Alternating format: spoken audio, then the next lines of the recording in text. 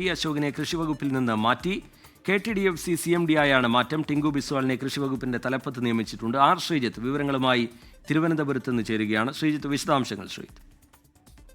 ശ്രീജിത്ത്, ഇന്നാണ് B അശോകിനെ കാർഷികോത്പാദന commission സ്ഥാനത്തു നിന്നും കൃഷിവകുപ്പിന്റെ പ്രിൻസിപ്പൽ സെക്രട്ടറി സ്ഥാനത്തും മാറ്റിക്കൊണ്ടുള്ള ഉത്തരവ് ഇറങ്ങിയത്. ടിങ്കു ബിസ്വാളാണ് പുതിയ കാർഷികോത്പാദന കമ്മീഷണറും കൃഷിവകുപ്പിന്റെ പ്രിൻസിപ്പൽ സെക്രട്ടറിയും. ഇന്ന് തന്നെ ടിങ്കു ബിസ്വാൾ ചുമതലയേറ്റിട്ടുണ്ട്. കേര പദ്ധതിയുടെ ഫണ്ട് വകമാറ്റിയുമായി ബന്ധപ്പെട്ട വാർത്ത ചോർന്നതിനെ പറ്റി മുഖ്യമന്ത്രിയുടെ ഓഫീസിന് മുൻകൈയിൽ ഒരു അന്വേഷണം നടന്നിരുന്നു. എന്നാൽ ഈ അന്വേഷണം പിന്നീട് കൃഷിവകുപ്പ് ഏറ്റെടുക്കുകയും ബി അശോക് തന്നെയാണ് ഇക്കാര്യത്തിൽ അന്വേഷണം നടത്തിയത്.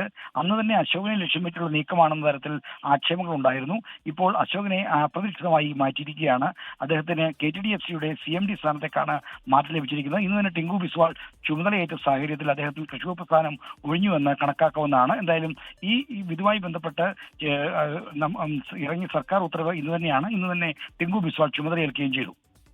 ശരി, ആർ ശ്രീജിത്ത് തിരുവനന്തപുരത്ത് നിന്ന് വിവരങ്ങൾ പങ്കുവയ്ക്കുകയായിരുന്നു. ബി അശോകിനെ കൃഷിവകുപ്പിൽ നിന്ന് മാറ്റിയിരിക്കുകയാണ്.